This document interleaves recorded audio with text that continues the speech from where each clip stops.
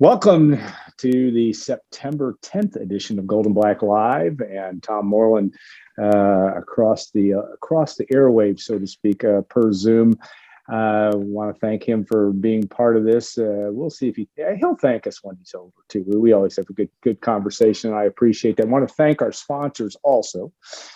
Tom is the Chief Revenue Officer, so he gets this in spades, and many of these people work with Purdue as well. But State Farm agent Trent Johnson at trentismyagent.com. Hilton Garden Inn, when tomorrow's a big day. State HDI tonight. Triple X on the hill, but on a level of Purdue tradition since 1929. Years, short time, and not relatively short time. It's not been that short. Have you been to the Triple X? Have you had that experience of trying those burgers out?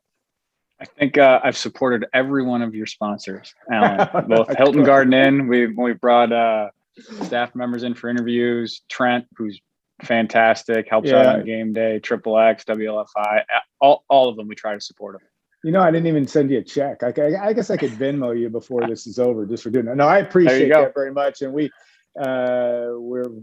fortunate to have, and I think that's where I'll start. Just in your role, strategic initiatives, senior associate athletic director, and revenue. This is an you've been in college environments before. You now are entrenched in the West Lafayette community or Lafayette area, I should say, as well. Good sponsors, good folks to get behind programs. I mean, I think that's what you've seen, at least my years, I've noticed that. I think you probably have seen that as well, as terms of people that support not only Purdue athletics, but the community as well.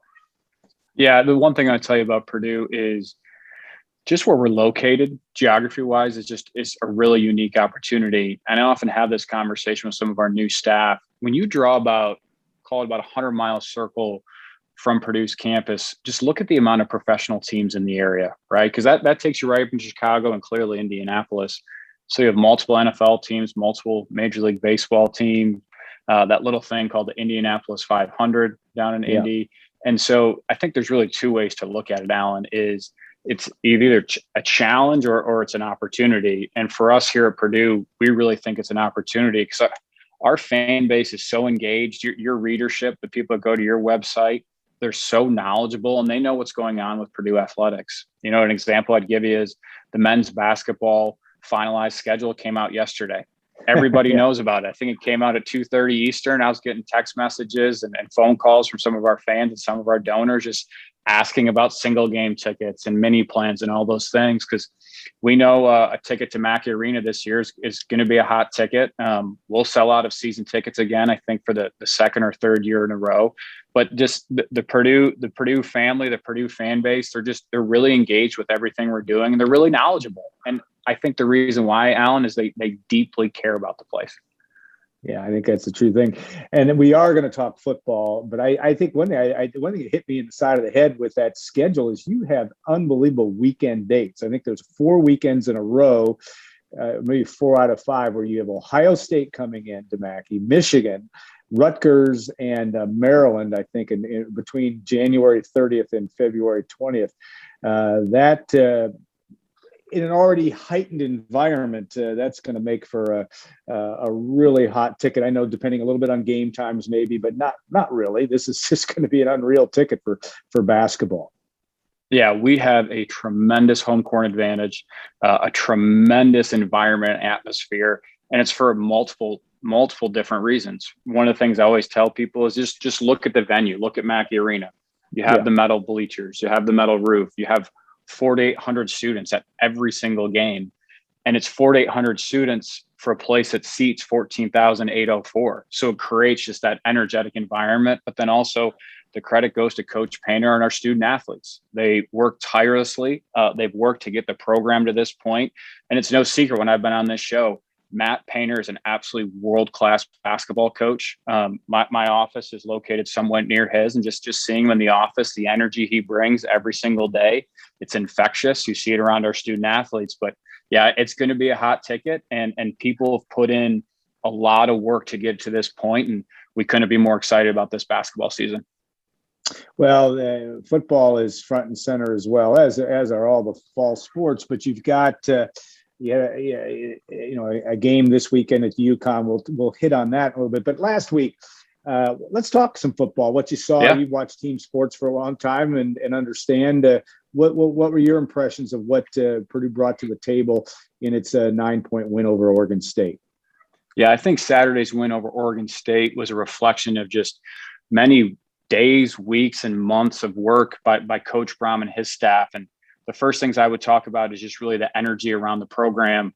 I was out at practice on Tuesday, and I said this to Ron English, one of our new assistant coaches on defense, just the energy that he brings, the energy that Mark Hagan brings, and just sustaining that for 4 quarters. And then I said to Mike after the game, that's what we need to do. It starts quarter 1. You got to carry it through 4 quarters, but then you got to carry it through 12 games.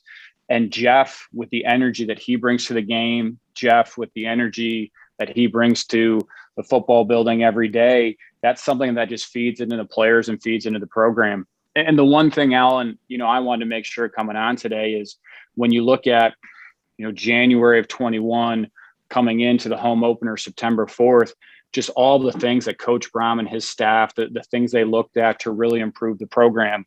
We've talked about Ron English joining the program from Florida, bringing in Mark Hagan, bringing in Brad Lambert, bringing in James Adams. Those are well-known people to Purdue fans.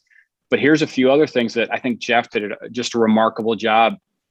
We have 3 new strength and conditioning coaches, and they came from great programs. They came from places like Southern Cal and Cincinnati. Stephen Houston, one of our new strength conditioning coaches, maybe a known name. He was a running back at that school down in Bloomington. And just looking at all those a good one. Yeah. And a good one. He was a player. Yeah. And then then even like some smaller things that I know your readership looks at, just another registered dietitian for our football program, and Allison Scher, who is a Purdue graduate, but she spent the last few years down with the University of Florida in their football program. But then also take a looking at the way that we do recruiting within the football program. So when you look at all of the different phases that impact success, Jeff looked at every single one of them and made the appropriate enhancements and adjustments. And that reflected on Saturday with a win versus Oregon State, and something that I know that him and the student athletes will carry on through the rest of the football season. The games that our fans see is just a reflection of all the work that the people in that program do on a daily basis. You have, there was so much build up to that first game, and such, momentum is just so key. And it was impossible in a lot of ways to have momentum last year, just based on the fact you were trying to survive. And the year before, injuries, et cetera, made it tough. Things didn't go quite as well as Jeff Brom would have liked. Did it in its own strange way give you a chance for a reset, because this was kind of a natural time to do it, and you needed to turn the direction around? Was this just maybe a one good off byproduct of COVID, the fact that some things changed and you reevaluate everything in this type of, and when you're dealing with a pandemic and trying to put a college football team on the field? Yeah, I think every great coach, and Jeff certainly does this, tries to stay cutting edge, tries to stay in front of things, doesn't want to necessarily react, wants to be proactive with all aspects of the program. And like I talked about, I remember last January, Jeff walking through literally every aspect of the program, anything from strength and conditioning, nutrition, sports medicine, coaching, recruiting, the way they scheduled things. And I remember saying this to Dr. Ed Howitt, who oversees our student athlete development and academics. If you look at the grades of our football student athletes last spring, they were incredible. They got our Provost Award that recognizes their academic achievement, because you have to be great in all things. You have to do an excellent job in strength and conditioning. You have to do an excellent job in your team meetings. You have to do an excellent job with your academics. And all of those things combined over 6 or 7 months, that's what's going to bring success to the football field. And you have to continue to look for ways to improve, because when you look at the Big Ten Conference, Alan, and you've been around the Big Ten a long time, and so have I, when you look at the Big Ten Conference, everybody's looking to improve. Everybody wants to be successful, and you're either getting better or you're getting worse. So I think here at Purdue, we're always looking for ways to improve. Even when we have incredible success, especially for some of our programs here at Purdue, they've had incredible success last 3 or 4 years, but they continue to look for improvement. And that's something that we do in the football program. But the credit goes to Jeff. He has a vision for the program, the things that we need to do to be successful. you look at Saturday's opponent in UConn, and obviously there's well documented. You have a coaching change in the middle of the season. The program it's struggling. You've been around team dynamics, as like I said earlier, and yet human nature is a thing you have to fight. If you're Purdue in this game, you have to just go in and take care of business. Look at it from that dynamic. What do you expect to see Saturday when Purdue takes the field, and what might you see out of UConn in this deal? Yeah. So first on Purdue, I think you'll see a high energy defense. I think you'll see some improvements with special teams. And then I think you'll see the evolution of our offense as well. And that's what we're focused on. I think from UConn, like we've seen in all of college athletics, when you see these coaching transitions, I think you're going to see some student athletes with UConn play with a lot of energy. And we got to make sure that we exceed their energy. And that's something that we have to take through the rest of the season. But when you look at Purdue, just high energy defense, plays with a lot of intensity, runs around the field, and then the offense just continuing to progress and just getting more of the key playmakers involved. I think Payne Durham had an awesome game. King Daru had a great game. Jack Plummer continuing to progress under Jeff and Brian's leadership, and then just getting more receivers involved, because I think when you look at the receivers room at Purdue, it's a pretty talented group. And so just continuing to get those people the ball and have success for the rest of the season. But you got to lock in on this game, and because UConn's going to play with a lot of energy. Yeah, that's I think is going to be an interesting storyline as we watch Saturday afternoon. All right, revenue and COVID and all the challenges that brought with that, because you take yourself back, if you dare, to how you felt in April of 2020 when this is all beginning, and there's a certain mindset you have to take, I think, when you look at something like that none of us have ever had to deal with, but. There was a time certainly where you didn't necessarily know which end was up or what was going to happen. And how did that affect your approach, not only with revenue streams, but with sponsors and with ticket holders? What was the mantra? What was being the thing that you guys were telling yourselves in the thick of things at that time that things would change at some point down the road? Yeah, so a few things navigating the pandemic as an entire department.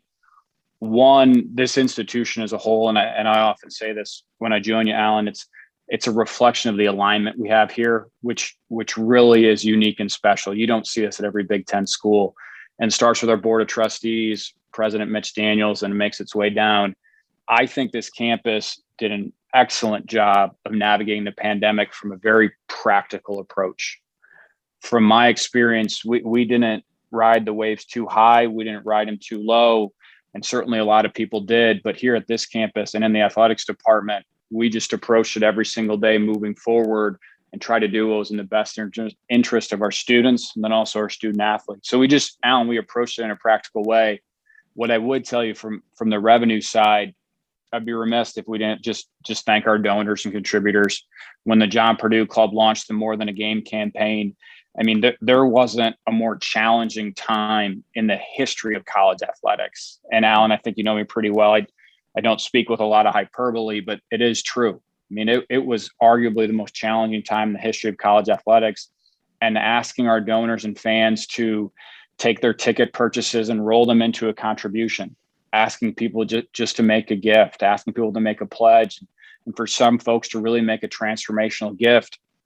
And that's what gave us the opportunity to navigate it better than a lot of the schools in our league. I think when Mike was on your show last week, I think our deficit was somewhere around $8 million. I remember sitting with Mike in budget meetings in June and July. And if I would have told him, hey, Mike, we're going to have an $8 million deficit, he would have been ecstatic, right? He couldn't have been more happy. If I told Mike we're going to have an $8 million deficit this year, he's going to look at me like I'm crazy, right? That's not what we do here. We're self-sustaining. But I think we were able to navigate it here at Purdue because we used a practical approach, but our donors, our fans really stepped up with their generosity for the More Than a Game campaign. And I think our John Purdue Club staff did an absolutely incredible job. You look at revenue streams, and one of the things that's going to happen this year, which is it's Northwestern's home game, but it's a game in Wrigley Field, which is a hot ticket already. and yet you always have to look for new things and things that you can do to generate revenue, just because it's the nature of the beast right now, and not only coming off a pandemic, but just what it takes to operate. What, from a creative standpoint, I know you can't list all your list of want tos, but what kind of things do you look at when you're looking at maybe the things that are slightly different ways of being able to generate revenues in the college environment these days? Yeah, I think the thing that probably the pandemic taught us was that we operate a few different entities within the athletics department, and we operate a few different businesses. But the ones that most of our fans see is going to a football game at Ross-Ade Stadium, going to a basketball game at Mackey Arena. And what does that all come down to? Well, Alan, that comes down to really their fan experience, their customer experience, and everybody's is different. You could have a 30-year season ticket holder that's been a John Purdue Club member for 20 years, or you could have somebody that's maybe just a year or two out of college, or maybe it's somebody's grandson or granddaughter. What we want to make sure that we do is provide the right experience for all the different types of fans. And that's what's really unique and special about college athletics is when you compare it to maybe professional sports that lends itself to maybe a more corporate environment. When you look at an NFL stadium, they'll have 100, 150, 200 suites. You don't see that in the college environment. Yeah. We have alums. We have people who are really passionate about it. One of our staff members said this last week when they talk about the passionate Purdue fans or just college fans in general. You're a graduate of this place. Your parents maybe went to school here. Maybe you sent a son or daughter here. So you are really entrenched in an institution. It could be multi-generational relationships. And for people that have my position, we're just the stewards of the program. This place was here long before me. This place will be here long after me. And that's something that we all talk about. When you compare it to professional sports, Alan, nobody's a graduate of the Indianapolis Colts, right? Nobody's a graduate of the Indianapolis Pacers. They could be an avid fan, but they just don't have that personal interest, right? If I went to your office, I'm willing to bet there's probably a Purdue diploma hanging on the wall. That's what makes this place special, and that's what makes college athletics special. So anything we can do to improve the fan experience, the customer experience for all the different types of fans we have, that's something we look to improve on a daily basis. That's why we survey fans. That's why we have focus groups. And that's what I think makes just college athletics as a whole really unique. You ever look at things like with Ross-Ade Stadium, there's been talks of concerts and all those kinds of things down the road, or other opportunities, anything else that fans may look for just in terms of using the facilities here for additional possibilities for revenue? You know what? If you had asked me this question a year ago, and this came up this week, actually, if you had asked me this question a year ago, I probably would have paused and said, I don't know. We're located between Indianapolis and Chicago. I don't know if somebody wants to come here.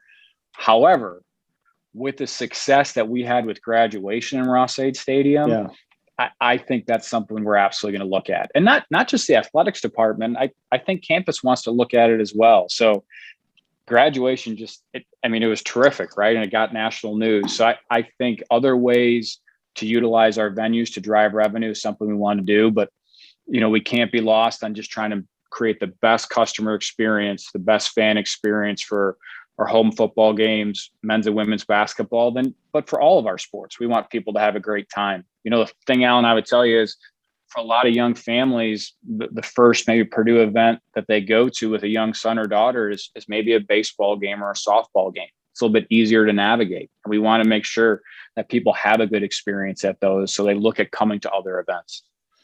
Yeah, no question. I was at that graduation, and it was a unique experience. It's going to be hard. I know that it's always been Purdue's kind of mantra or plan they like that in-person, smaller venue, smaller type of graduation, but that was hard to beat. Of course, the weather was about perfect as well. That didn't hurt, but always helps. And we got in the Carpick household, we got one of the kids off the payroll, though. That was a good thing too. So that's always a good thing. All right, Tom. Well, safe travels to East Hartford or to Hartford, and then eventually over to East Hartford for Saturday's game, Purdue UConn. We always look forward to hearing what you have to say. A lot going on in the wonderful world of Purdue sports, and on the business side, it's fascinating to navigate that, I am sure. So have a great trip, safe travels, and we will be back in about 2 minutes and 30 seconds for segment 2 of Golden Black Live. We'll have Joe Strickland, the Purdue recruit, and looking forward to that as well. So have a great trip, Tom, and thanks again. Thanks, Alan. Appreciate it.